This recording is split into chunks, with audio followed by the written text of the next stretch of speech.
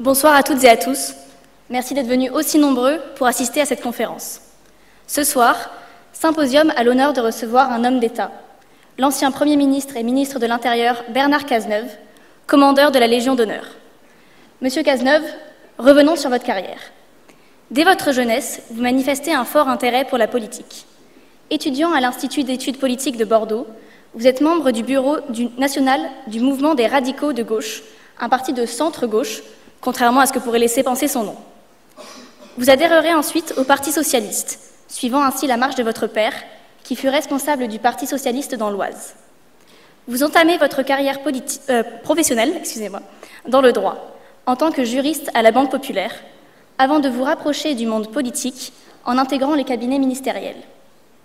Pendant vos mandats successifs de maire puis de député dans la Manche, vous ne vous éloignez jamais trop du monde de la justice, étant juge titulaire à la Haute Cour de justice et à la Cour de justice de la République, puis inscrit au barreau de Cherbourg-Octeville et avocat du cabinet parisien de droit des affaires Auguste et Debouzy. Vous vous dévoilez au grand public lorsque vous êtes désigné porte-parole de François Hollande lors de la campagne présidentielle de 2012. Au sein des gouvernements de Jean-Marc Ayrault puis de Manuel Valls, vous êtes ministre délégué aux Affaires européennes, ministre délégué au budget et enfin ministre de l'Intérieur. Ce mandat, de 2014 à 2016, ne sera pas simple. En effet, la France subira une série d'attentats terroristes majeurs, en janvier 2015, le 13 novembre 2015 et le 14 juillet 2016. En charge de la mise en place de l'état d'urgence, vous serez vivement critiqué par certains de vos opposants politiques, mais applaudi par d'autres. Suite à la démission de Manuel Valls, vous êtes nommé Premier ministre fin 2016, mais votre passage à Matignon ne sera que de courte durée.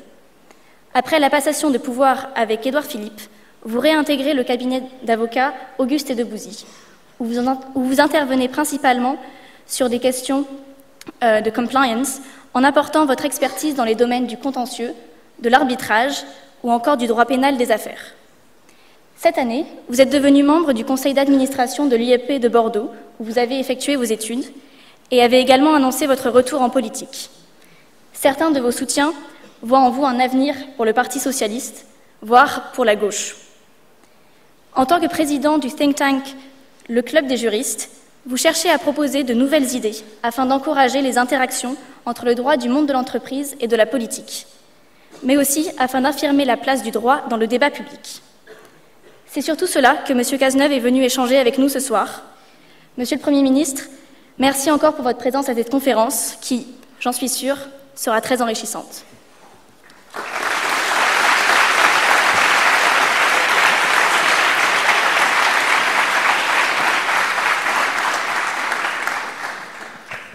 Merci Apolline pour ce discours. Est-ce que vous souhaitez réagir rapidement ?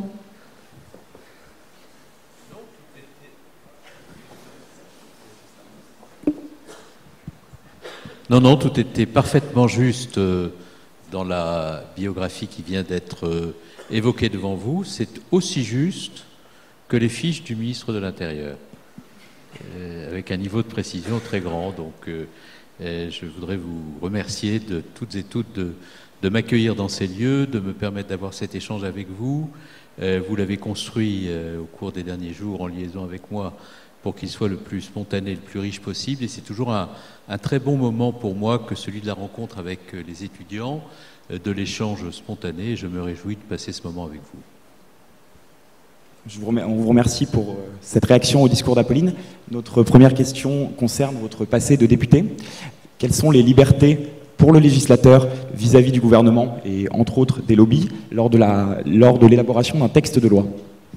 C'est un vaste sujet que vous ouvrez là, dans un système institutionnel français où depuis le début de l'institution de la Ve République et après que la France avait connu un régime parlementaire qui donnait le sentiment de se transformer en régime de parti, en régime d'assemblée sous la IVe République, le général de Gaulle, concepteur des institutions de la Ve République, qui avait déjà exprimé plus de 10 ans avant son arrivée au pouvoir en 1958 la conception qu'il avait des institutions dans le très beau discours dont je vous invite à relire le texte. Je veux parler du discours de Bayeux prononcé en 1946. le général de Gaulle avait exprimé le souhait de sortir du système des partis, du système d'assemblée, pour revenir à un dispositif plus équilibré, permettant au pouvoir exécutif de gouverner dans des conditions de majorité et d'efficacité renforcées. Et c'est la raison pour laquelle les institutions de la Ve République ont rééquilibré les relations institutionnelles entre le pouvoir législatif et le pouvoir exécutif de plusieurs manières. D'abord, en donnant, à travers le scrutin majoritaire à 2 tours, uninominal, la possibilité, pendant de très nombreuses décennies, d'avoir des majorités stables qui permettaient, pendant la durée d'une législature, de faire passer des textes de loi permettant au gouvernement d'appliquer son programme. C'était une grande novation parce que, sous la 4e République, la durée moyenne de vie d'un gouvernement était entre 5 mois et demi et 6 mois. Donc la Ve République donnait une longévité au gouvernement beaucoup plus importante. Deuxièmement, le dispositif, qui est un dispositif de régime parlementaire rationalisé, donnait au gouvernement la possibilité d'avoir le temps et la majorité nécessaires, mettait le gouvernement en situation de responsabilité devant le Parlement, c'est-à-dire que le Parlement pouvait tout à fait censurer le gouvernement. Rappelez-vous qu'en 1967, le général de Gaulle ne dispose d'une majorité que d'une voix, qui fragilise considérablement sa position et l'oblige à négocier beaucoup plus que par le passé avec le Parlement. Et en même temps, le gouvernement dispose sur le Parlement de pouvoirs de pression très forts à travers toute une série d'articles de la Constitution qui permettent de mettre le Parlement au pas. Article 49.3 qui permet d'engager la responsabilité sur un texte, article 44 de la Constitution qui permet d'avoir un vote bloqué, c'est-à-dire de conduire le Parlement à se prononcer sans amendement sur toute une partie d'un texte. Donc la Ve République, c'est un dispositif où le Parlement, à l'origine, a le pouvoir de voter la loi présentée par le gouvernement. Et quand on dit pouvoir législatif, en réalité, celui qui a une grande partie du pouvoir législatif entre ses mains, c'est le gouvernement, puisqu'au début de la Ve République, 90 à 99% des textes adoptés par le Parlement sont d'origine gouvernementale. Donc, lorsque j'arrive au Parlement en 1997, je suis dans un contexte très particulier et très différent de celui qui prévaut aujourd'hui. Pourquoi ? Parce que le pouvoir de présentation de textes par le Parlement, proposition de loi, par rapport au projet de loi présenté par le gouvernement est faible. Deuxièmement, le pouvoir d'amendement parlementaire est important, mais le gouvernement disposant de l'article 49.3 peut faire cesser immédiatement l'obstruction parlementaire par le jeu des amendements. Et troisièmement, il y a un très faible pouvoir de contrôle du Parlement sur l'exécutif, car en réalité, le pouvoir parlementaire, c'est voter la loi et exercer un contrôle sur l'exécutif, sur la politique conduite par l'exécutif, notamment par le biais des commissions d'enquête parlementaire ou des missions d'information parlementaire. Et les choses ont énormément changé depuis cette époque-là, parce que le Parlement a gagné de la liberté par rapport au gouvernement, par l'effet de plusieurs réformes, dont je dis un mot rapidement. Le quinquennat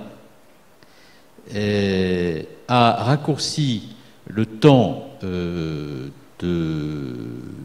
vie de l'exécutif et l'alignement du calendrier législatif sur le calendrier parlementaire, l'inversion de l'élection présidentielle arrive d'abord, l'élection parlementaire ensuite, a donné beaucoup plus d'intensité à la vie parlementaire et finalement beaucoup plus de pouvoir au Parlement que par le passé, pour des raisons qui tiennent au fait que le temps de l'exécutif s'étant raccourci, le Parlement a beaucoup plus de pression sur l'exécutif qu'il n'en avait avant. Le rôle du Parlement en matière de contrôle de l'exécutif s'est considérablement renforcé, avec beaucoup de commissions d'enquête parlementaire qui interviennent, y compris dans des domaines dans lesquels des instructions judiciaires sont en cours, ce qui est un peu contraire au principe des ordonnances de 1959, mais le Parlement a pris le pouvoir d'engager des commissions d'enquête parlementaire sur des affaires judiciaires. C'est comme ça que j'ai dû, comme ministre de l'Intérieur, aller à plusieurs reprises devant des commissions d'enquête parlementaire au moment des attentats, alors même que les juges antiterroristes enquêtaient. Et puis, les règles déontologiques se sont considérablement renforcées. La loi Sapin, par exemple, à travers son article 25, qui oblige la déclaration des représentants d'intérêt dans les entreprises, oblige les parlementaires à rendre des comptes désormais sur l'activité qui est la leur en matière de contact avec les lobbies, et les entreprises à indiquer quels sont les collaborateurs qu'elles mobilisent en vue de conduire des actions de lobbying. La transparence de la vie publique s'est considérablement renforcée. La loi d'octobre 2013 relative à la transparence de la vie publique, créant la haute autorité pour la transparence de la vie publique, oblige les parlementaires à faire des déclarations d'intérêt. Donc on est dans un dispositif où le Parlement a plus de pouvoir de contrôle, où les règles déontologiques ont été renforcées, où la transparence est plus grande et où le gouvernement est davantage sous les regards de tous ceux qui observent sa politique, y compris les parlementaires, que cela n'était le cas par le passé. Merci. Alors, comme vous l'avez expliqué, le Parlement a plus de pouvoir que ce qui était prévu dans la Constitution de la Ve République, et tout ça est fait en transparence. Mais une chose qui revient souvent, et un reproche qui est souvent fait au processus législatif, c'est qu'il est très lent, et donc inadapté à l'évolution de la société. Comment pensez-vous qu'on puisse accélérer ce processus législatif ? Il est vrai que le temps de l'élaboration de la loi est beaucoup trop long au regard de ce que sont les urgences auxquelles la société se trouve confrontée. Je l'ai vécu plus particulièrement au moment où, dans des responsabilités gouvernementales, j'ai eu à affronter une véritable course contre la montre lorsqu'il s'est agi d'essayer par des dispositions législatives nouvelles d'éviter que des attentats ne se produisent sur le territoire national, alors même qu'on était conscient qu'il risquait de se produire des attentats à tout moment, et que nous savions que, pour les éviter, il fallait que nous ayons des règles de droit dont nous ne disposions pas encore. Je vais prendre des exemples très concrets. Lorsque vous voyez qu'il y a plusieurs centaines de jeunes qui partent sur le théâtre des opérations terroristes chaque semaine, et que vous n'avez aucune disposition législative de police administrative qui permette d'organiser l'interdiction de sortie du territoire pour ces jeunes, vous êtes juridiquement démunis pour faire face à un phénomène de grande ampleur qui brise des destins, qui casse des familles et qui représente un risque sécuritaire considérable pour le pays, parce qu'on sait très bien que ces jeunes qui partiront sur le théâtre des opérations terroristes reviendront avec le risque de commettre des crimes à l'égard de leurs prochains. C'est d'ailleurs ce qui s'est parfois produit. On avait une loi sur le renseignement, deuxième exemple, qui datait de 1991, donc à une époque où il n'y avait pas de téléphone portable et pas d'Internet. Et les services de renseignement devaient, avec une loi qui avait été conçue à une époque très différente de celle à laquelle nous sommes confrontés, faire face à des terroristes qui organisaient la commission d'attentats par la mobilisation de moyens cryptés, qui sont des moyens qui utilisent les technologies numériques les plus sophistiquées. Par exemple, je ne sais pas si vous vous souvenez de cet événement tragique, mais l'assassinat d'un prêtre dans une église à Saint-Étienne-du-Rouvray est préparé totalement par des moyens cryptés, par des moyens de communication cryptés. Donc il fallait une loi renseignement qui permette d'aller vite pour se mettre à niveau. Donc quand le temps d'élaboration de la loi est très très long et que vous avez à faire face par de nouvelles lois à des enjeux qui vont très très vite, vous êtes confronté à un problème très sérieux parce que vous n'êtes pas aussi efficace que vous le souhaiteriez. Et lorsque face à des phénomènes qui peuvent profondément marquer le pays, les choses vont très lentement, la réaction des Français, c'est quelle est l'efficacité de l'action publique. Et donc le populisme prospère, la perte de confiance est chaque jour plus importante. Donc l'exécutif a pris des mesures, encore insuffisantes, pour rationaliser le travail parlementaire. La possibilité de déclarer l'urgence sur l'adoption d'un texte de loi. Quand vous déclarez l'urgence sur l'adoption d'un texte de loi, le temps qui sépare le moment du dépôt du texte sur le bureau de l'Assemblée nationale du moment où le texte est discuté est considérablement raccourci. On passe de 6 semaines à quasiment quelques heures, tout au plus quelques jours. Vous pouvez enclencher le processus de commission mixte paritaire simplement après une lecture, alors que si vous n'enclenchez pas le processus d'urgence, vous êtes dans des lectures successives beaucoup plus longues qui peuvent conduire un texte à être adopté au terme de plusieurs mois de débats, souvent très longs, où l'obstruction parlementaire peut rendre impossible l'avènement d'un texte. Donc, moi, j'ai soutenu beaucoup des réformes qui ont été faites en 2008, sur le temps programmé, sur les dispositifs permettant l'exercice du droit d'amendement dans un cadre rationalisé. Et même si beaucoup reste encore à faire, on est dans un processus de progrès qui permet de raccourcir le temps d'adoption de la loi. On vous remercie pour ces précisions qui étaient très claires. Notre question, c'est face à l'urgence, par exemple celle du 13 novembre, vous l'avez évoqué en tant que ministre de l'Intérieur, comment fait-on en tant que politique pour fournir un arsenal législatif qui est à la fois efficace, pertinent, vous l'avez évoqué, et surtout sans tomber dans une dérive liberticide? Ça, c'est le sujet vraiment de fond. Lorsqu'il y a des événements tragiques qui se produisent et que vous êtes ministre de l'Intérieur, d'abord, quand vous êtes ministre de l'Intérieur, vous êtes nécessairement un personnage mal vu. Pour des raisons qui tiennent au fait qu'on a parfois nommé à ces postes des personnages qui avaient un goût pour l'usage de la force et de la sécurité, qui ne contribuaient pas à entretenir l'idée d'une compatibilité de la fonction avec les principes républicains d'attachement aux libertés fondamentales. C'est par ailleurs un poste qui conduit ceux qui ont exercé des responsabilités dans ce ministère à s'imaginer un destin national. Donc c'est un poste dans lequel on a beaucoup d'ambitieux qui n'ont pas toujours une grande ambition pour le pays.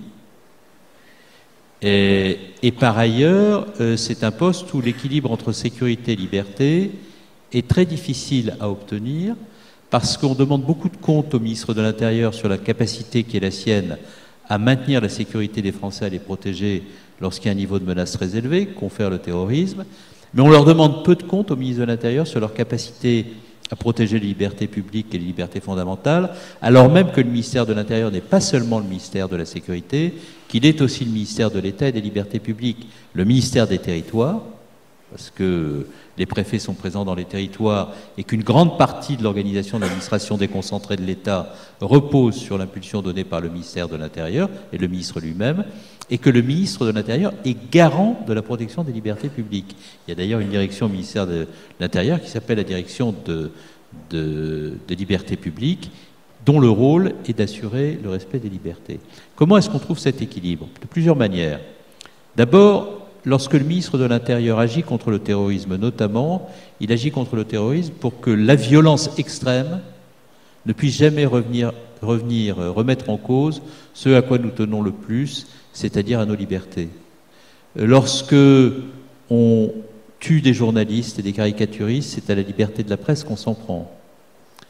Lorsque l'on tue des compatriotes de confession juive parce qu'ils sont juifs dans une épicerie, l'épicerie hyper cachère, c'est à la liberté de culte, c'est à la liberté de croire ou de ne pas croire, c'est à la laïcité qui est un grand principe de liberté qu'on s'attaque. Lorsque on tue des Français et des étrangers de toute confession, de toutes origines, sur des terrasses de café et dans une salle de concert, c'est à la liberté de vivre ensemble, à la liberté de faire société qu'on s'attaque. Lorsqu'on tue un prêtre dans une église, je l'évoquais tout à l'heure, c'est à la liberté de religion. Donc à un moment donné, la question qui se pose, qui est une question fondamentale pour l'État, c'est de savoir s'il peut, dans des circonstances exceptionnelles, où une violence extrême, puissante, s'attaque aux institutions de la République et aux libertés fondamentales, s'il est possible, sans sortir de l'état de droit, mais en convoquant des mesures inscrites au cœur de l'état de droit depuis un certain nombre d'années, parfois même de décennies, de mettre en place des mesures exceptionnelles qui permettent pendant une durée déterminée d'assurer la protection des Français. C'est ce que nous avons fait à travers les mesures d'état d'urgence. Pourquoi est-ce que nous avons pris l'état d'urgence? Nous avons pris l'état d'urgence dans la nuit du 13 au 14 novembre 2015 parce que nous avons 150 morts, que nous ne savons pas si les terroristes qui ont commis ces crimes sont encore tous en liberté ou pas, si d'autres crimes ne peuvent pas être commis, et nous avons besoin par exemple de l'état d'urgence pour établir les contrôles aux frontières, pour procéder à des investigations dans un laps de temps rapide qui permettent de nous assurer qu'il n'y aura pas d'autres attentats.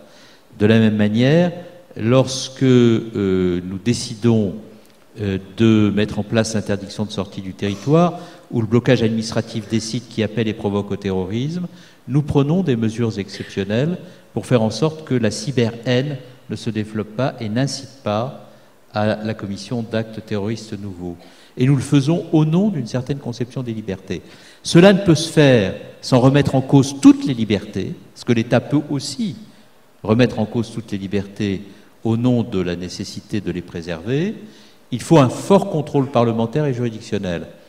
Quand l'état d'urgence a été mis en place, le Parlement a mis en place une commission d'enquête parlementaire permanente qui a conduit le gouvernement quotidiennement à rendre compte de toutes les actions qu'il engageait pour assurer la protection des Français. Et en référé, les Français qui s'estimaient victimes de mesures de police administrative injustifiées ont pu saisir le juge administratif qui, à plusieurs reprises, a cassé des décisions de police administrative prises par l'État parce qu'il considérait, le juge administratif, que ces mesures avaient été prises dans des conditions de forme ou de fond qui n'étaient pas conformes à ce que la loi prévoyait.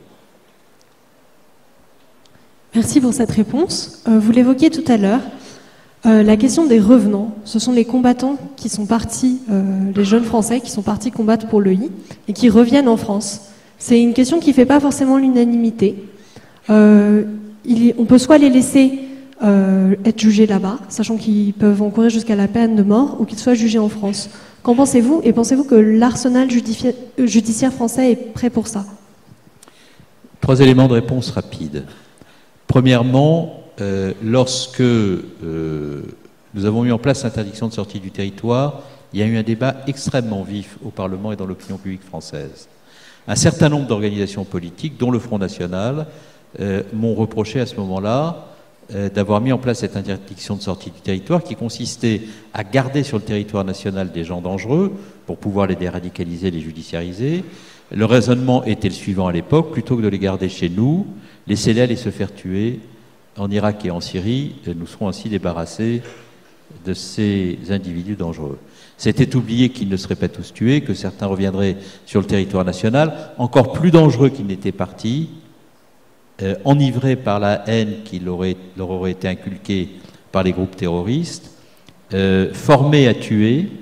Et moi, je n'oublie pas les images de jeunes enfants, de ressortissants européens de 5, 6 ans, 4 ans, formés par leurs parents à tuer des mécréants ou des yézidis, par exemple, en Syrie ou en Irak. Donc, ce fut l'un des éléments du débat. J'aurais préféré qu'il n'y ait pas de revenants, parce que j'aurais préféré qu'il n'y ait pas de départ. Et c'est la raison pour laquelle on a mis en place l'interdiction de sortie du territoire. Deuxièmement, lorsqu'il y a des retours, il faut qu'ils soient sécurisés. Et ça n'a pas toujours été le cas. Je me souviens d'une mauvaise aventure qui m'est arrivée en octobre 2014. Et il y a des djihadistes, jeunes, qui sont partis sur le théâtre des opérations terroristes. Ils ont été récupérés par la police turque et ils doivent être mis dans un avion à destination de Roissy pour que nous puissions les récupérer à leur arrivée et les judiciariser. À ce moment-là, il se produit un événement assez fâcheux, assez ballot, comme diraient mes enfants. Et ils prennent l'avion, mais l'avion qu'ils prennent n'est pas à destination de Roissy, à destination de Marseille, parce que les autorités turques ont mis les terroristes dans l'avion pour Paris, mais le pilote a refusé de les embarquer, ce qui est tout à fait son droit légalement. Donc les autorités turques les ont mis dans un avion pour Marseille, mais elles ne nous ont pas prévenus. Les terroristes sont arrivés à Marseille, le système d'identification des passeports était en panne, ils sont donc sortis dans la nature, et à ce moment-là, on s'est rendu compte très vite, bien entendu, qu'ils n'étaient pas à Roissy, on a compris ce qui se passait, et on a mis en place un dispositif pour les récupérer. Mais non content de nous avoir échappé, il faisait 10 communiqués de presse sur le thème « On vous a bien eu ». Bon. Donc c'était extrêmement pénible et difficile. Et à ce moment-là, j'ai pris la décision, sans en prévenir les autorités turques, ou plutôt sans leur demander leur avis, de me rendre à Ankara pour une rencontre avec le ministre de l'Intérieur turc qui n'était pas programmée, en disant il y a là une mauvaise manière qui a été faite par les autorités turques. Aussi longtemps que je n'aurai pas des garanties sur les conditions de retour des returnees, je ne quitterai pas Ankara. J'ai reçu à ce moment-là un coup de fil du président de la République française qui m'a dit qu'est-ce que c'est que cette histoire de voyage à Ankara. Et j'ai reçu un coup de fil du chef d'État turc qui n'est pas au courant de ce voyage. Et j'ai dit au président de la République, monsieur le président, il n'est pas au courant, et vous non plus d'ailleurs, j'en conviens, mais j'ai décidé d'y aller parce que je pense que si on n'a pas un bras de fer avec les autorités turques, il ne se passera rien de sérieux et de positif, qu'ils se sont très mal comportés et que nous n'avons aucune raison de bien nous comporter à notre tour, et par conséquent, il faut que cette rencontre ait lieu. La meilleure manière pour qu'elle ait lieu, c'est que j'aille sur place, même sans rendez-vous. On verra si j'ai un rendez-vous et ce qu'on obtiendra. Et quand je suis parti, je n'avais pas de rendez-vous. Dans l'avion, j'ai reçu un message m'indiquant que mon homologue me recevrait. J'ai passé 6 heures dans le bureau de mon homologue, et quand je suis sorti, j'avais un protocole qu'on appelle maintenant protocole Cazeneuve, c'est sympathique, et qui, j'aurais préféré donner mon nom à autre chose, à un centre culturel, à un groupe de musique pop, mais enfin non, c'est un protocole que j'ai donné mon nom, protocole qui définit les conditions du retour de nos ressortissants et qui est un protocole utile et aujourd'hui respecté. Troisième élément, j'ai une position très claire sur les conditions de judiciarisation de ceux qui sont partis et qui reviennent ou qui veulent revenir. Je pense qu'ils doivent être jugés en France et je pense qu'ils doivent être jugés en France pour des raisons de sécurité. On a vu ce qui se passe aujourd'hui dans les camps organisés courageusement par les Kurdes, quand des opérations turco-russes se produisent en Syrie, dans les zones où sont ces camps kurdes, les Kurdes étant obligés de relâcher les terroristes, sans aucune garantie que nous pourrons à ce moment-là les neutraliser et les judiciariser. Donc j'ai, avant de partir du gouvernement, organisé plusieurs réunions interministérielles pour assurer la judiciarisation et la déradicalisation des returnees. D'autres choix ont été faits après, j'en comprends la logique, mais je les ai considérés à ce moment-là comme hasardeux pour des raisons qui tenaient à l'instabilité politique de ces zones, au risque géopolitique qui se présentait sur ces zones et au fait que nous risquions de remettre dans la nature des terroristes grandement dangereux qui pouvaient à tout moment réorganiser des attaques sur le territoire européen et national. Merci pour cette réponse. Maintenant, une question beaucoup plus générale. Un pays est-il légitime et surtout a-t-il des leviers pour influencer le droit et les agissements d'un autre pays? Pardonnez-moi, je n'ai pas compris votre question. Alors, on peut prendre un exemple, par exemple, les droits de l'homme et les manifestations. À Hong Kong, les manifestations, il y a une forte répression policière des manifestations. Les États-Unis ont appliqué des sanctions commerciales pour protester contre ça. Que pensez-vous? Est-ce que pensez-vous qu'un pays est légitime à appliquer des sanctions pour essayer de changer la loi d'un autre pays ou les agissements qui y sont faits? Et toute la politique de la France depuis 1789 est une politique qui consiste à considérer qu'il y a des valeurs universelles qui conduisent la France à tenir au monde le discours que le monde a appris à aimer d'elle, pour reprendre la formule de François Mitterrand. C'est-à-dire qu'il est dans notre ADN, dans notre conception du monde, non pas de vouloir imposer à autrui ce que nous ne voudrions pas pour notre propre peuple, mais de défendre des valeurs universelles de respect, de tolérance, de fraternité, de vivre ensemble, qui ont toujours conduit la France à être en première ligne dans la défense des droits de l'homme. Et bien entendu, lorsque les droits de l'homme sont remis en cause dans un certain nombre de pays, les mesures qui peuvent être prises si l'on veut qu'elles soient efficaces à l'encontre de ces pays qui remettent en cause les principes des droits de l'homme, sont des mesures qui doivent d'abord être prises au plan international, y compris si les valeurs que l'on défend sont des valeurs qui sont nées dans des combats menés par notre pays. Ces valeurs ont une dimension universelle, elles peuvent être partagées et le sont par la communauté internationale, elles peuvent faire l'objet de résolutions au sein du Conseil de sécurité des Nations Unies, elles peuvent faire l'objet d'un dispositif de sanctions internationalement décidé, et je pense que c'est le cadre dans lequel ces sanctions doivent être décidées et prises. Et je crois que dès lors qu'elles le sont dans un cadre qui est un cadre large, l'efficacité des sanctions est beaucoup plus grande que lorsqu'elles le sont dans un cadre exclusivement bilatéral. Mais ça n'exclut pas, parce qu'il peut arriver, compte tenu des modes de décision au sein des Nations Unies, que des pays puissants qui peuvent être à l'origine de manquements graves aux principes universels dont je viens de parler puissent bloquer des décisions, alors des groupes de pays ou des dispositifs bilatéraux peuvent éventuellement permettre d'atteindre l'objectif. Enfin, il y a un dernier point sur lequel je veux dire un mot, parce que je pense que c'est important pour ceux d'entre vous qui seront dans les entreprises d'y réfléchir comme on réfléchit à un élément de contexte géopolitique ou philosophique. Y compris au nom de valeurs universelles, le droit peut être instrumentalisé par un certain nombre de puissances en vue de l'affirmation de leurs intérêts, le droit devenant alors non pas un moyen de régulation ou de protection de valeurs universelles auxquelles on croit, mais un moyen de l'affirmation d'objectifs de politique diplomatique ou l'affirmation d'objectifs de puissance. Je prends un exemple très concret. Les États-Unis ont toujours eu tendance à se référer aux valeurs universelles dont on parle à l'instant. Et en même temps, on les a vus parfois utiliser ces valeurs universelles pour défendre des conceptions de politique diplomatique correspondant à leurs seuls intérêts.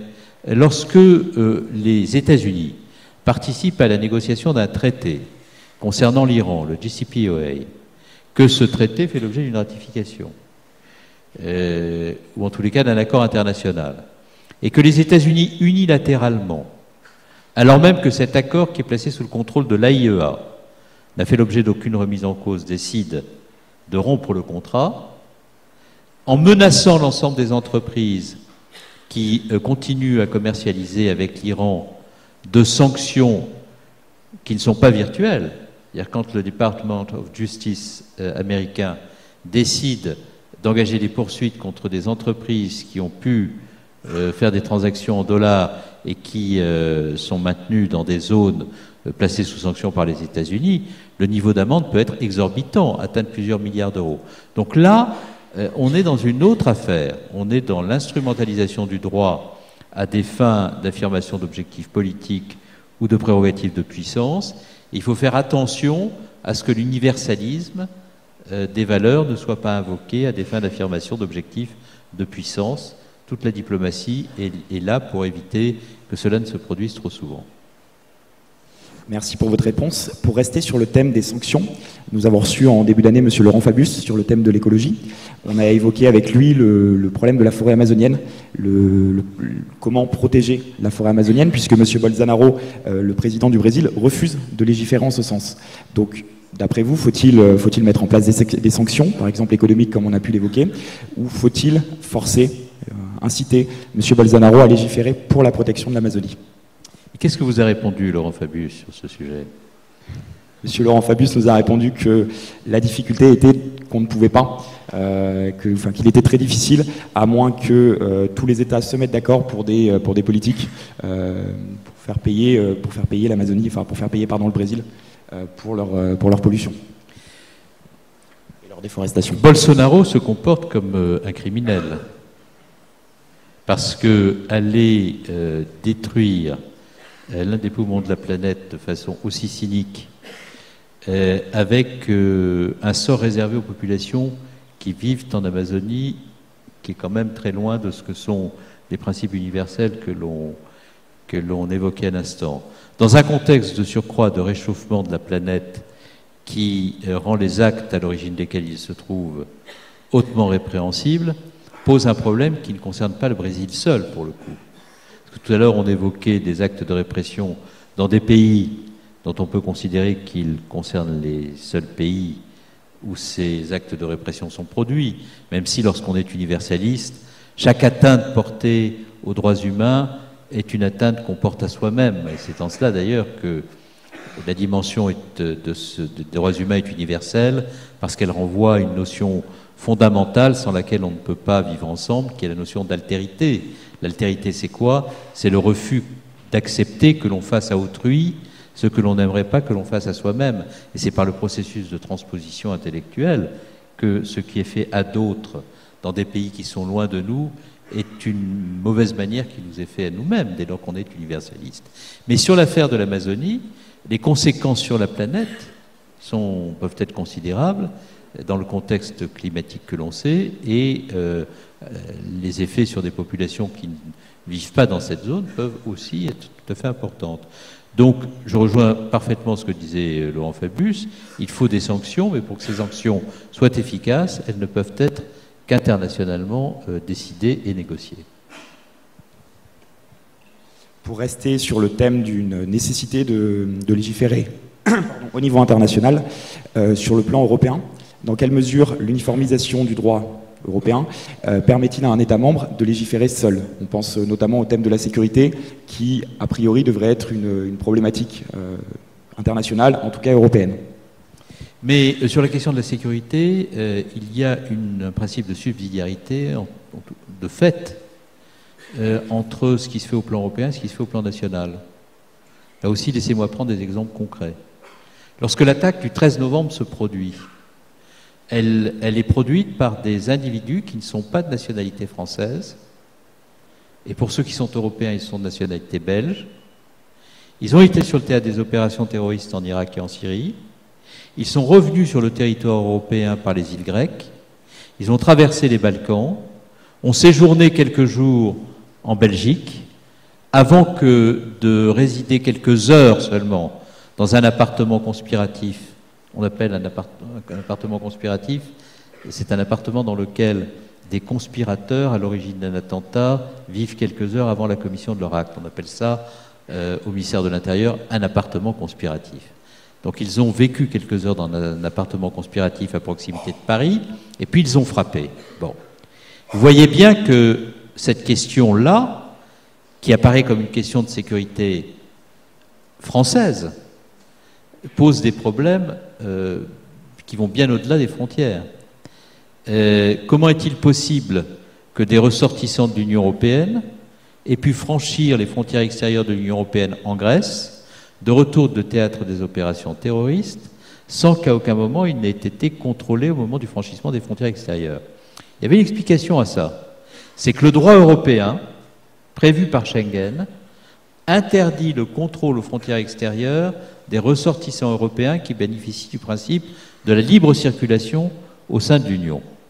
Et donc, il a fallu, par exemple, prendre une mesure européenne, droit européen, qui a fait l'objet d'une négociation au sein du Conseil Justice Affaires Intérieures, qui a consisté à soumettre à l'obligation de contrôle aux frontières extérieures les ressortissants de l'Union, ce qui n'était pas le cas jusqu'à présent. On a pris une mesure de droit européen pour renforcer la sécurité de chaque pays. Je prends un autre exemple. Vous n'avez pas de possibilité de mettre en place un contrôle efficient aux frontières extérieures, même quand vous avez fait cette réforme de Schengen, si vous n'avez pas un outil de contrôle. Il a fallu créer une agence, l'agence Frontex. Il a fallu la doter de moyens, 1700 personnes au sein de Frontex, pour assurer le contrôle aux frontières extérieures. Le 13 novembre après-midi, avant les attentats, je suis à la préfecture de Nanterre, où je présente un programme national de lutte contre le trafic d'armes et l'utilisation des armes à feu. Pourquoi?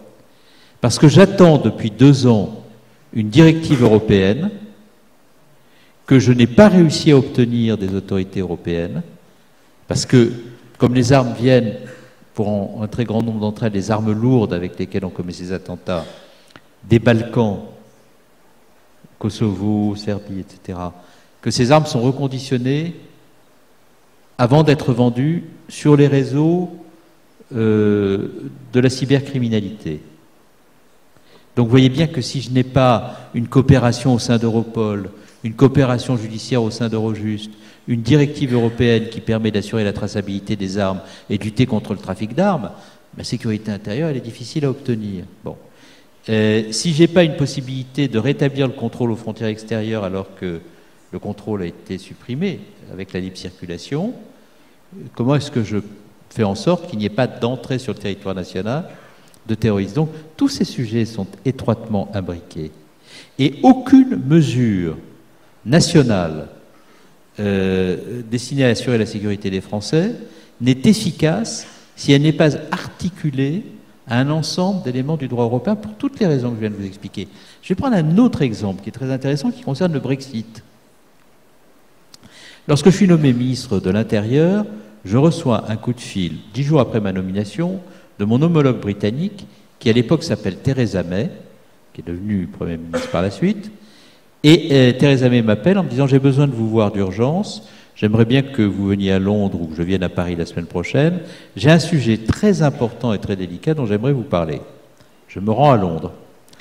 Et Theresa May me dit « Voilà, je souhaiterais rentrer dans un système européen prévu par le droit de l'Union, dont les Anglais ont voulu sortir, ou plutôt auquel les Anglais n'ont jamais voulu adhérer en bénéficiant de ce qu'on appelle un opt-out, qui est le système Prüm. Le système Prüm, c'est une banque de données dans laquelle vous avez des éléments concernant les organisations criminelles ou les criminels, notamment les traces ADN, des éléments de traçabilité des criminels. Et elle me dit, voilà, je considère que c'est très difficile pour l'Angleterre d'assurer sa sécurité. Si nous n'avons pas accès à ces éléments qui relèvent du droit de l'Union, je vous demande donc de faire en sorte que le Conseil Justice Affaires Intérieures accepte que le Royaume-Uni réintègre ces outils européens. Alors, je lui propose une stratégie. La stratégie, c'est, d'accord, on va essayer de vous aider. On va faire ça avec le ministre allemand, mais j'ai une contrepartie à vous demander. Et la contrepartie que je vous demande, c'est que vous acceptiez de venir avec le ministre allemand et moi devant le Parlement européen pour convaincre la Commission Liberté du Parlement européen de mettre en œuvre ce que l'on appelle le Passenger Name Records, qui est un dispositif qui permet d'assurer la traçabilité du parcours des terroristes utilisant l'avion, de manière à les arrêter au moment de leur arrivée dans les aéroports. Et ce projet, qui était très utile pour la lutte antiterroriste, était ensablé dans les arcanes du Parlement européen depuis 11 ans. Et nous faisons ce deal. Nous arrivons à obtenir que le Royaume-Uni intègre le programme Prüm. Puis 6 mois après, il y a le référendum sur le Brexit. Et les conservateurs, en grande partie hostiles au Remain, qui appartiennent donc à l'organisation politique de Theresa May, font campagne pour que nous sortions de l'Europe, enfin que le Royaume-Uni sorte de l'Europe, c'est-à-dire n'ait plus accès à tous les outils de droit européen dont Theresa May avait demandé que le Royaume-Uni puisse les réintégrer. Ce qui veut dire quoi? Ce qui veut dire qu'avec le Brexit que va mettre en œuvre Boris Johnson, fort de la majorité dont il dispose, mécaniquement, le Royaume-Uni va sortir de tous les instruments de l'Union européenne qui lui permettaient d'avoir accès à des informations stratégiques parce qu'il sortira du droit de l'Union. Donc vous voyez, ces sujets-là, j'ai plaisir à les évoquer devant vous, vous avez remarqué qu'ils sont totalement absents du débat public. Au moment du Brexit, personne n'a évoqué ces sujets. J'ai même été stupéfait de constater qu'au moment de la campagne présidentielle de 2017, tous les candidats à l'élection présidentielle, y compris ceux qui ont connu quelques succès depuis, ont préconisé qu'on réforme le code frontière Schengen. Comme si la réforme de l'article 7-2 du code frontière Schengen n'avait jamais eu lieu. C'est une réforme fondamentale. Donc il y a sur ces questions un immense brouillard qui résulte de l'imprécision des discours qui sont tenus sur des sujets extrêmement techniques et qui nuisent à la compréhension par les citoyens des enjeux européens et des enjeux de sécurité publique. Pour passer maintenant à votre quotidien d'avocat, quel est votre champ d'intervention en tant qu'avocat et qu'apportez-vous à vos clients grâce à l'expérience que nous venons d'évoquer? Est-ce que vous auriez quelques exemples à nous partager? Oui, bien sûr. Je suis désolé de faire des réponses trop longues, hein, mais en même temps, les sujets que vous évoquez ne sont pas des sujets qu'on peut traiter comme si on était à BFM Télé. Hein, Et puis, je suis tellement agacé de la manière dont on traite ces sujets à BFM Télé que j'ai pas envie, devant de brillants ingénieurs qui ont fait des études compliquées, de parler comme si j'ai grainé les tweets. Je pense que ça mérite des développements un peu précis. Alors, de quoi je m'occupe comme avocat? Je m'occupe de sujets qui ne sont pas finalement très éloignés de ceux dont je m'occupais auparavant, mais que j'aborde sous un angle différent. Et ce sont les sujets que l'on appelle les sujets de compliance, vous l'avez évoqué tout à l'heure, c'est-à-dire les sujets de conformité. Les sujets de conformité sont des sujets beaucoup plus larges qu'on ne pourrait le croire quand on regarde la conformité à travers le seul angle de la lutte contre la corruption ou de la mise en œuvre des sanctions pour les raisons qu'on évoquait tout à l'heure. La compliance, c'est devenu un sujet très large qui concerne la vie des entreprises de façon puissante, puisque lorsqu'une crise de compliance intervient à l'intérieur d'une entreprise, c'est sa réputation qui est remise en cause de façon médiatique d'abord et judiciaire le plus souvent par la suite, que la perte de réputation d'une entreprise pour des raisons de défaut de conformité peut aboutir à une limitation considérable de son activité, à une remise en cause de sa compétitivité et à une remise en cause de sa croissance. Et par conséquent, s'intéresser à ces questions de compliance, quand on est un patron d'une entreprise, c'est s'assurer que rien ne viendra porter atteinte à l'image de l'entreprise qui pourrait remettre en cause sa croissance, son activité, son développement. Dans les questions de conformité, vous avez des sujets très divers. Vous avez bien entendu tout ce qui relève de la lutte contre la corruption. Dans un contexte international sur lequel je dirai un mot parce que sa compréhension éclaire beaucoup des événements qui se sont produits dans la relation notamment euro-atlantique. Il y a toutes les questions de responsabilité sociale des entreprises, droits de l'homme, santé, environnement, avec l'application de la loi du 27 mars 2017 relative au devoir de vigilance des sociétés mères et des entreprises donneurs d'ordre. Mais cette loi, elle a eu un fait générateur qui est l'affaire du Rana Plaza, vous en avez entendu parler, c'est-à-dire au Bangladesh, un immeuble qui s'effondre, dans lequel vous avez un très grand nombre de sous-traitants de grands groupes européens et français, avec 1 millier de morts. Donc, quand des événements de ce type se produisent, ou quand une activité est développée sur le plan industriel, avec des conséquences sur la santé, sur l'environnement, y compris lorsqu'ils ne sont pas avérés, mais simplement supposés, confère Lubrizol à Rouen, vous avez un événement, une pollution majeure, une nuisance considérable, des interrogations légitimes sur les conséquences pour la santé et l'environnement, des expertises contestées, vous voyez bien la réputation de l'entreprise entachée et la difficulté pour l'entreprise, même quand elle bénéficie des autorisations d'État, de reprendre son activité dès lors que le doute est là et que la réputation est entachée. Donc, corruption, responsabilité sociale de l'entreprise, protection des données personnelles. Regardez ce qu'il advient de la réputation d'une entreprise comme Facebook lorsqu'il est avéré qu'on a utilisé les données personnelles des utilisateurs à d'autres fins que celles pour lesquelles ils avaient consenti un accord à l'entreprise en vue du développement de son activité et du rendu du service pour lequel on s'était tourné vers elle.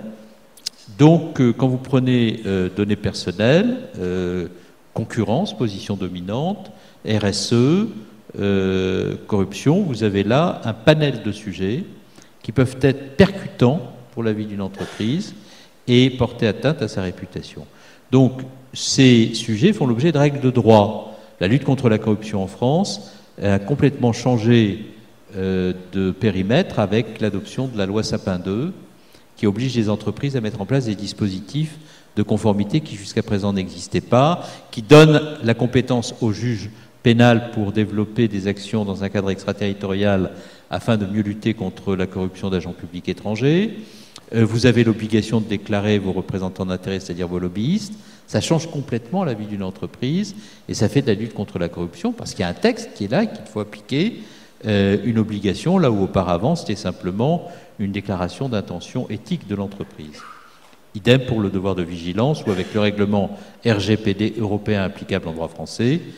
des dispositions à prendre pour ce qui concerne la protection des données personnelles. Donc vous voyez bien qu'il s'agit de droits durs, mais aussi de droits souples, parce que toutes ces dispositions peuvent être internalisées dans les entreprises par des dispositions de droits souples, et il s'agit de phénomènes qui renvoient à des considérations politiques et géopolitiques, parce que la lutte contre la corruption, la mise en place du règlement européen lutte contre le blanchiment et financement du terrorisme, tout cela procède de la même logique, c'est-à-dire le constat que les organisations criminelles internationales coopèrent entre elles, qu'il y a une grande fongibilité entre la traite des êtres humains, le trafic de drogue, le trafic d'armes, le financement du terrorisme, et que lutter efficacement contre l'ensemble de ces réseaux criminels internationaux, c'est mettre en place des dispositifs législatifs et des procédures dans tout le champ de la société, du sommet jusqu'à la base, des acteurs gouvernementaux jusqu'aux acteurs économiques, qui permettent d'éviter que ne prospèrent des trafics, des mouvements de capitaux opaques ou occultes, qui entretiennent ces réseaux criminels internationaux. Donc mon rôle comme avocat, désormais, c'est de faire en sorte que les lois à l'élaboration desquelles j'ai pu contribuer soient appliquées conformément à leur esprit et à leur texte dans les entreprises que nous conseillons. Alors c'est très intéressant comme exercice, parce que vous constatez, quand vous conseillez comme avocat des entreprises dans la mise en œuvre de dispositions législatives à l'élaboration desquelles vous avez pu contribuer, ou même pour lesquelles vous avez été parfois contributeur et rédacteur du texte, vous vous rendez compte que il faudrait mieux tremper parfois sa plume 4 fois dans l'encrier avant que d'écrire des articles de loi, parce que ce n'est pas simplement la philosophie du texte qui compte, c'est les conditions de son application et par conséquent les conditions de son applicabilité. Parce que certaines dispositions qui ont le mérite de la vertu et qui remplissent des objectifs d'intérêt général que nul ne songerait à contester, sont parfois dans leur modalité, pour des raisons qui tiennent à la rédaction des textes, et le plus souvent à la mauvaise rédaction des textes, difficilement applicables. Justement, est-ce que vous pensez que les législateurs ont en tête cette applicabilité des textes quand ils la rédigent? Est-ce qu'ils ont déjà en tête le jugement qu'un juge va rendre ou la façon dont la loi peut être contournée? Ou c'est des questions qui arrivent après cette rédaction et après cette adoption des lois? Normalement, ils doivent avoir tout cela en tête. Et d'ailleurs, la fabrique de la loi permet d'avoir tout cela en tête théoriquement. Je vous ai dit que les textes étaient d'origine gouvernementale. Un texte est préparé par des services gouvernementaux. Généralement, les ministres conduisent de nombreuses auditions des acteurs auxquels les textes doivent s'appliquer avant que de les rédiger. Il y a des études d'impact, c'est désormais obligatoire. Il y a un avis donné par le Conseil d'État, qui est un avis sur la constitutionnalité du texte, qui ne lit pas le gouvernement, mais le gouvernement qui déciderait d'adopter en Conseil des ministres un texte dont le Conseil d'État lui aurait dit préalablement à son adoption qu'il comporte des mesures anticonstitutionnelles, non constitutionnelles, s'exposerait au risque d'une sanction du Conseil constitutionnel qui l'obligerait à rédiger le texte. Donc les gouvernements ne prennent pas ce risque. Et le débat parlementaire, lorsqu'il est bien conduit, permet généralement aux parlementaires de faire remonter un très grand nombre des préoccupations des territoires et des acteurs des territoires sur les conséquences que peuvent avoir les textes sur un certain nombre de secteurs d'activité.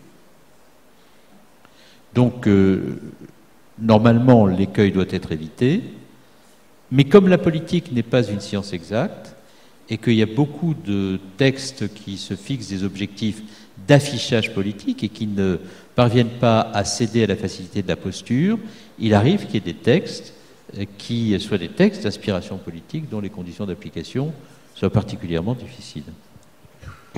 Merci. On va vous poser une dernière question avant de passer aux questions du public. Vous êtes devant un public de futurs jeunes ingénieurs. Est-ce que vous pensez que les ingénieurs sont amenés à participer à l'élaboration d'un texte de loi ou qu'ils sont seulement là avec un rôle consultatif? Non, je pense que les ingénieurs peuvent être d'excellents contributeurs à l'élaboration de la loi. Je trouve d'ailleurs qu'il y en a trop peu au Parlement. Je ne suis pas sûr qu'il y en ait davantage à l'avenir, parce qu'on a rendu l'exercice de la vie publique tellement difficile aujourd'hui qu'il faut vraiment être habité par une foi irrépressible pour décider d'aller siéger au Parlement en sachant tous les ennuis qu'on aura après y avoir siégé, plutôt que d'aller dans l'entreprise. Mais j'invite quand même beaucoup de ceux d'entre vous qui sont là à se passionner pour la chose publique et à le faire avec engagement, sincérité, sens de l'intérêt général. Et pardonnez-moi de dire ça, ça va vous apparaître peut-être comme un peu vieillot, mais enfin il paraît que je le suis, donc j'assume. L'amour du pays, la passion du pays. Bon. Et si on fait les choses comme ça, la politique, contrairement à ce que certains s'emploient ou aiment à dire, apporte davantage de satisfaction qu'elle apporte de désagrément ou de déboire. Donc je pense que vous avez intérêt, vous jeunes ingénieurs, à vous engager dans la chose publique sous la forme qui vous plaira. Est-ce que vous pouvez participer à l'élaboration de la loi? Je pense qu'il faudra, compte tenu de la crise de la représentation nationale, faire un travail beaucoup plus en amont de l'élaboration des textes avec les acteurs concernés par ces textes, de telle sorte à ce que la loi soit mieux comprise, mieux acceptée et mieux appliquée. Et que la mise en mouvement des forces vives du pays en amont du vote de la loi deviendra une obligation pour quiconque voudra bien gouverner et faire en sorte que le fossé qui s'est creusé entre les représentants de la nation et ceux qui les élisent se comble progressivement. Donc, non seulement je vous invite à vous engager, mais je vous invite à participer. Et même si je suis, contrairement, c'était le seul petite erreur du portrait, en retrait de la vie politique, pour le cas où cela vous aurait échappé, mais je le comprends parfaitement, puisque je m'exprime peu et que vous avez autre chose à faire que de lire les déclarations des uns et des autres compte tenu du caractère très sérieux des sujets de vos études, j'ai plutôt dit que je m'étais mis en retrait de la vie politique et que je n'entendais pas y revenir. Et à chaque fois que les journalistes font des articles à peu près une fois tous les 15 jours pour parler de mon retour, je m'emploie à faire un démenti, mais ils s'en moquent puisque c'est pas mon démenti qui fait vendre leurs papiers, ce sont leurs papiers qui font vendre leurs journaux, donc c'est peine perdue. Mais bien qu'étant en retrait, si je devais me réexprimer aujourd'hui, je me réexprimerais pour dire qu'il faut revoir très profondément la relation de la société civile à la classe politique en l'associant davantage au processus de décision, en amont notamment d'élaboration de la loi. Merci Monsieur Cazeneuve pour ces réponses. On va maintenant passer aux questions du public.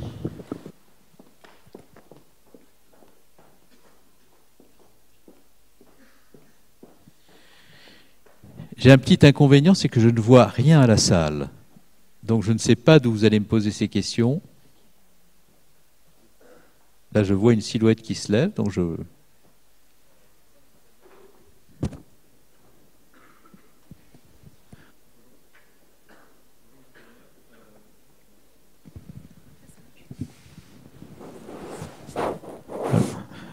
Ma question s'adresse plutôt à vous en tant qu'ancien ministre de l'Intérieur. Un de vos successeurs, Place Beauvau, a déclaré, lorsqu'il a quitté le ministère, je parle de Gérard Collomb, pardon, je le cite, « Dans beaucoup de quartiers de France, la situation est très dégradée. C'est plutôt la loi du plus fort qui s'impose, celle des narcotrafiquants, des islamistes radicaux, qui a pris la place de la loi de la République. On vit côte à côte, et je crains que demain nous ne vivions face à face. » Un peu plus tôt, François Hollande, l'ancien président de la République, exprimait déjà les mêmes inquiétudes et se demandait comment faire pour éviter la partition. Et il admettait, je le cite également, car c'est quand même ce qui est en train de se produire aujourd'hui, la partition. J'aimerais avoir votre avis, du coup, d'ancien ministre de l'Intérieur sur ce sujet et savoir si vous partagez leurs inquiétudes. Mon sentiment est sur ce sujet extrêmement clair et précis. Lorsque j'étais ministre de l'Intérieur, j'ai vu la société française se fracturer. Et je l'ai vu se fracturer de l'intérieur. Lorsqu'il y avait des attentats, il y avait au sein de la direction de la police judiciaire un service qui s'appelait Pharos et qui me faisait remonter l'ensemble des messages qui étaient échangés sur Internet après que l'attentat avait eu lieu.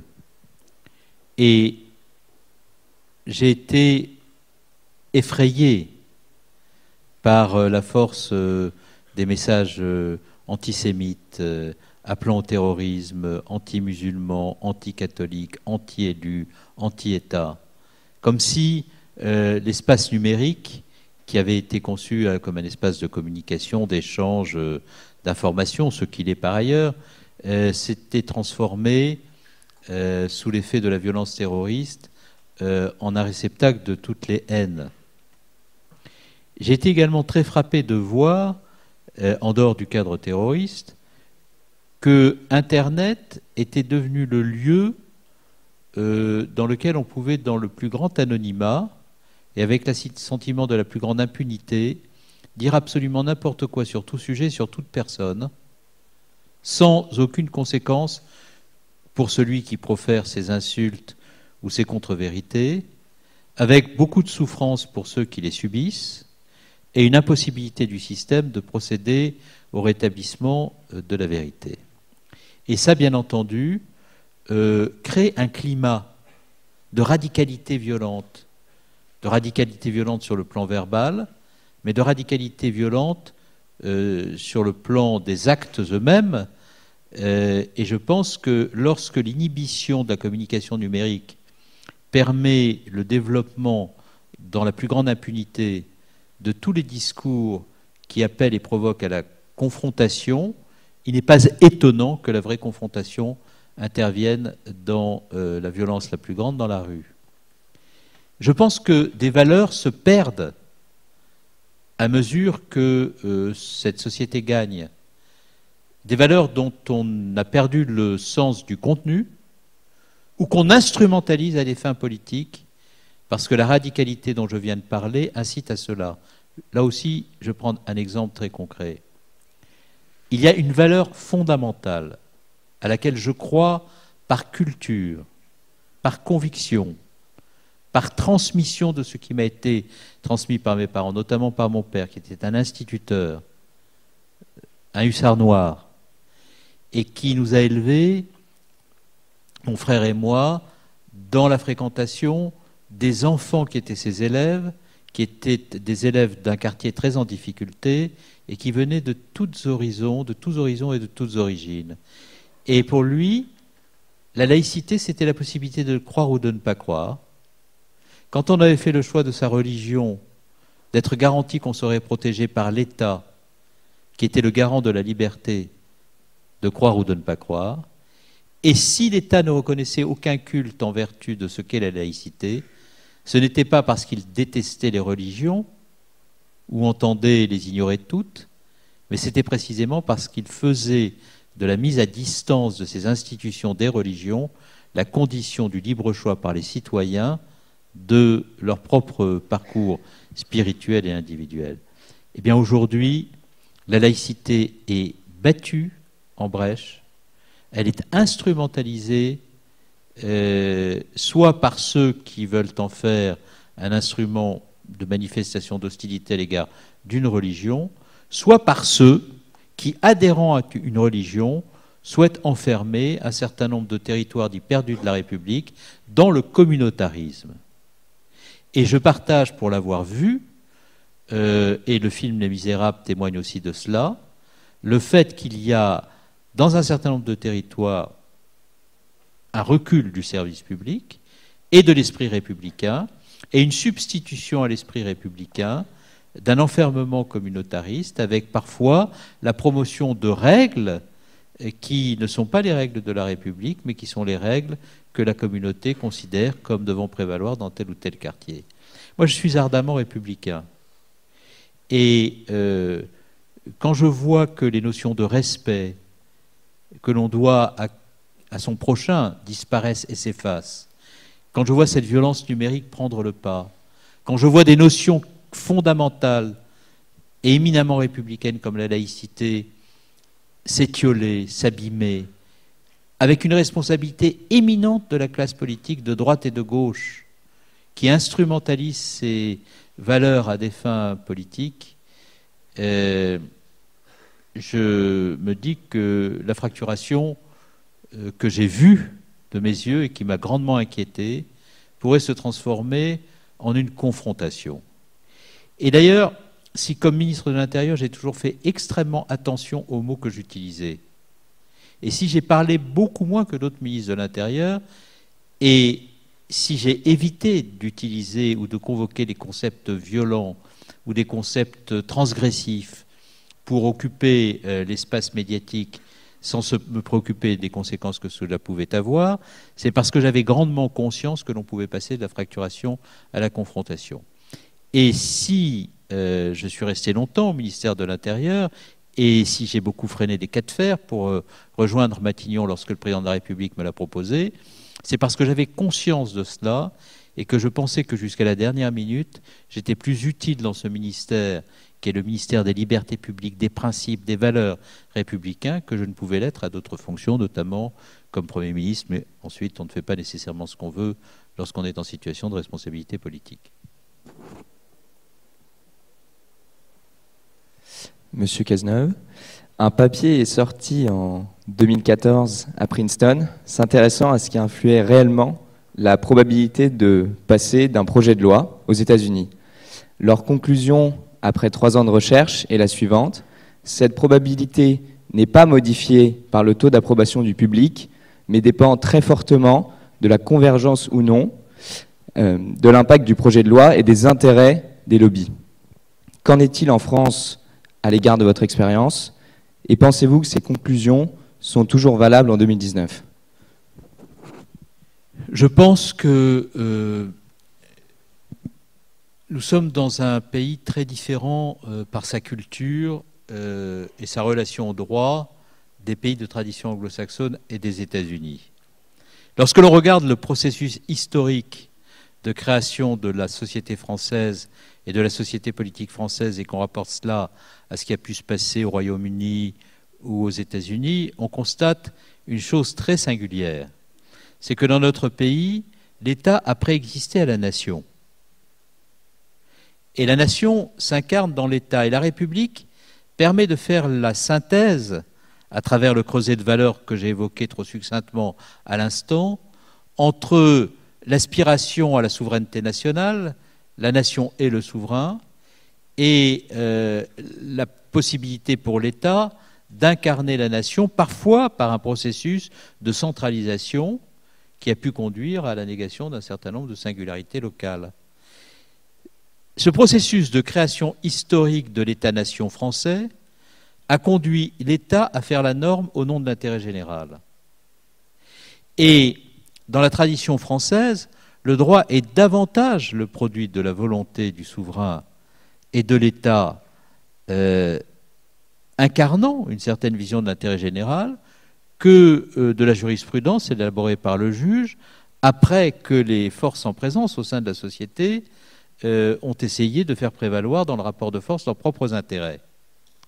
Donc, là où les États-Unis sont dans cette tradition du droit fait par le juge, du centre de gravité donné à la société civile, nous sommes, nous, dans une tradition différente où c'est l'État qui, au nom de l'intérêt général, montre le chemin.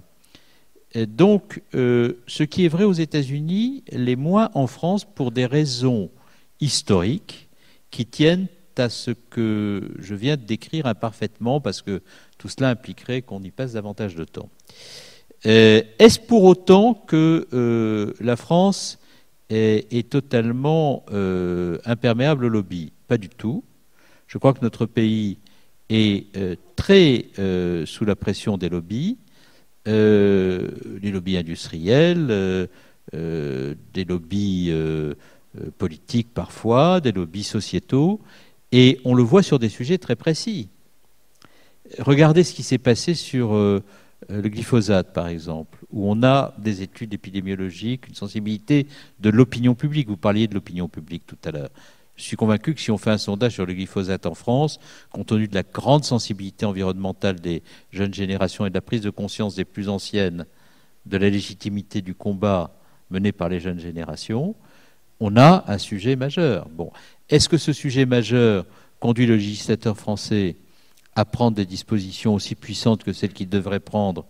Je comprends que c'est compliqué pour les agriculteurs aussi, tous ces sujets. Donc il y a un élément, un moment d'équilibre qui se crée. Non, ils ne le font pas. Bon. Donc je l'ai vu à plusieurs reprises sur beaucoup de questions. Les lobbies jouent leur rôle, mais je pense qu'ils le jouent moins que dans d'autres pays pour des raisons qui tiennent à la singularité de notre tradition politique et qui résultent d'éléments précis de notre histoire.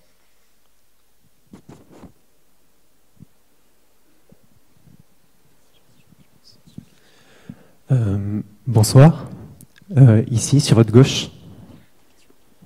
Je me présente, Romain Garrigo, étudiant en première année de Centrale Supélec. C'est très merci curieux, pour être venu. À gauche c'est tout noir et à droite c'est beaucoup plus clair. Ah. Et maintenant c'est beaucoup mieux. Merci J'aime pour mieux votre quand à gauche c'est plus clair.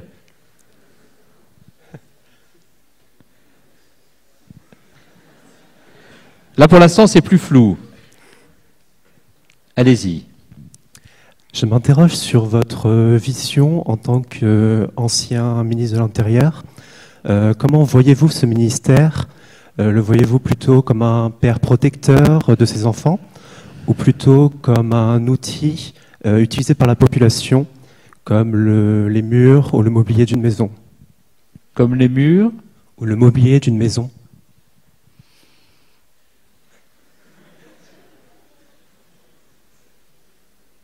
Ce ministère est un ministère auquel on le reproche alternativement et parfois le même jour des choses totalement contradictoires. Lorsqu'il y a eu les manifestations de la loi travail, je ne sais pas si vous vous souvenez de ces moments-là, il y a eu des très grandes tensions dans la rue à Paris, il y avait énormément de manifestations. Quand les manifestations s'arrêtaient, il y avait un phénomène qu'on appelait nuit debout, je ne sais pas si vous en souvenez, qui se passait place de la République où des manifestants ou des groupes se retrouvaient. Et j'avais des forces de l'ordre qui étaient par ailleurs confrontées à la question terroriste et qui étaient à bout de force.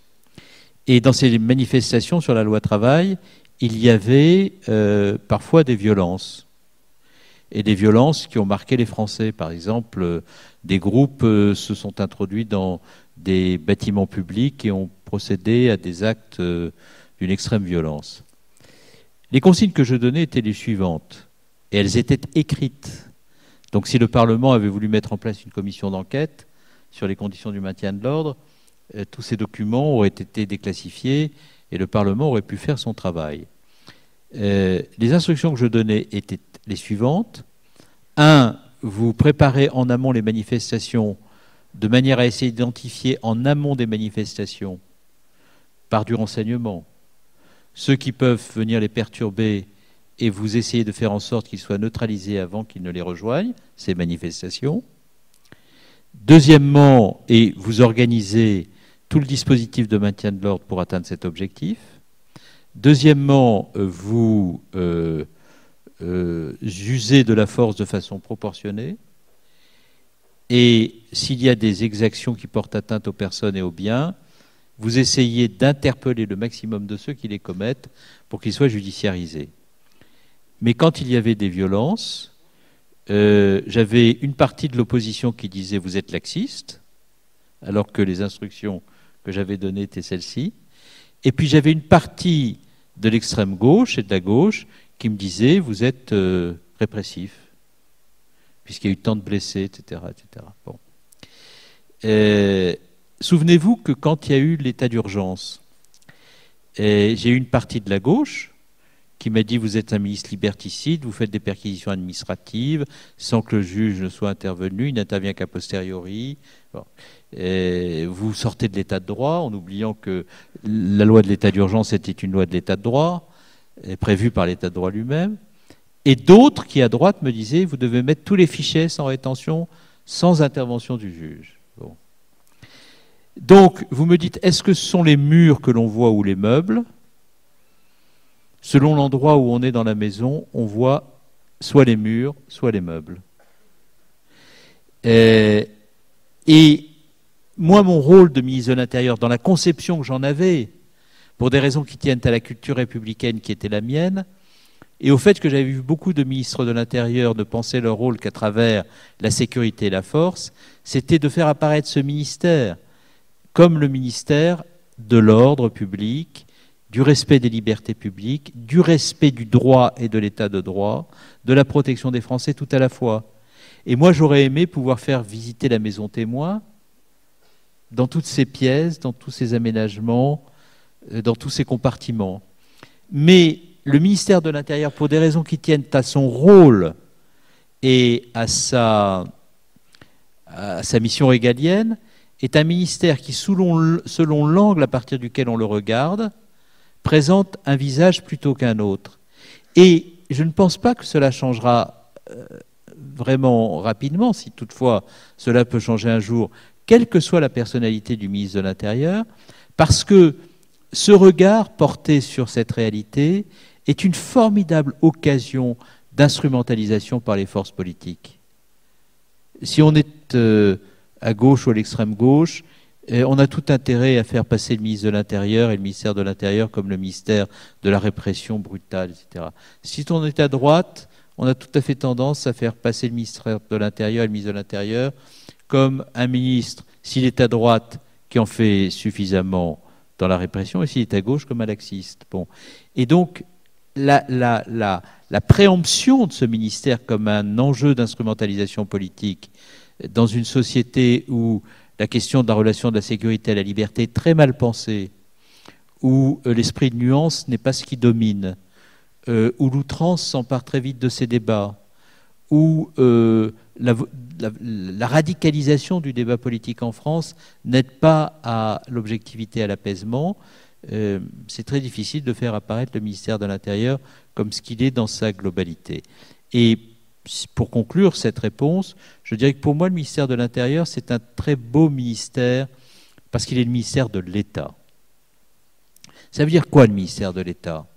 Ça veut dire le ministère de l'ordre public parce que le désordre est la possibilité donnée à ceux qui ont les moyens de la force ou de la violence d'asservir tous les autres.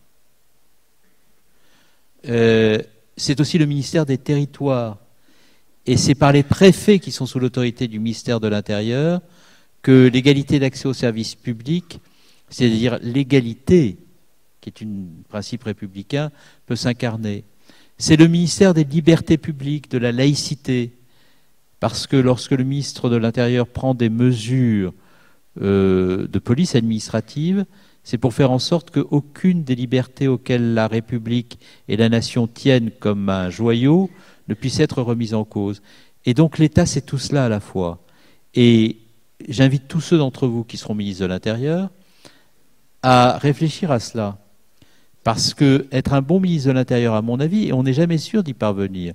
Moi, j'ai quitté ce ministère avec plus de regrets que de satisfaction, parce que, qu'est-ce que vous voulez, quand vous avez été ministre de l'Intérieur pendant 3 ans, et que vous avez eu à affronter le terrorisme, les violences, la violence extrême du terrorisme, un sentiment dont je ne vous ai pas parlé, mais qui m'a marqué. À chaque fois qu'il y avait un acte terroriste, il y avait une unité qui se faisait malgré la fragmentation dont je parlais tout à l'heure, autour d'un sentiment que vous avez sans doute éprouvé, que j'ai éprouvé pleinement dans la fonction télé de la mienne, qui était le chagrin. Vous êtes confrontés tous les jours au chagrin, au drame, à la tragédie. Lorsque vous êtes confronté à tout ça et que vous quittez votre ministère, en ayant été le ministre de l'Intérieur d'un mandat pendant lequel un jeune homme a trouvé la mort dans une opération de maintien de l'ordre, alors que vous savez au plus profond de vous-même que vous avez tout mis en œuvre pour que cela ne se produise pas, vous partez par la force des choses avec plus d'interrogations et de regrets qu'avec des sujets de satisfaction. Donc c'est un ministère extraordinairement difficile, mais qu'on ne peut bien exercer que dès lors qu'on a conscience d'une chose qui est fondamentale en politique. Si on n'a pas compris ça, on est confronté à bien des désagréments, et si la période est si difficile, c'est parce que peu l'ont compris et le mettent en application. La France est plus grande que nous. Si on n'a pas intégré que la France est plus grande que nous qui exerçons une responsabilité politique, alors on peut être ministre de l'Intérieur, mais on ne peut pas être un bon ministre de l'Intérieur.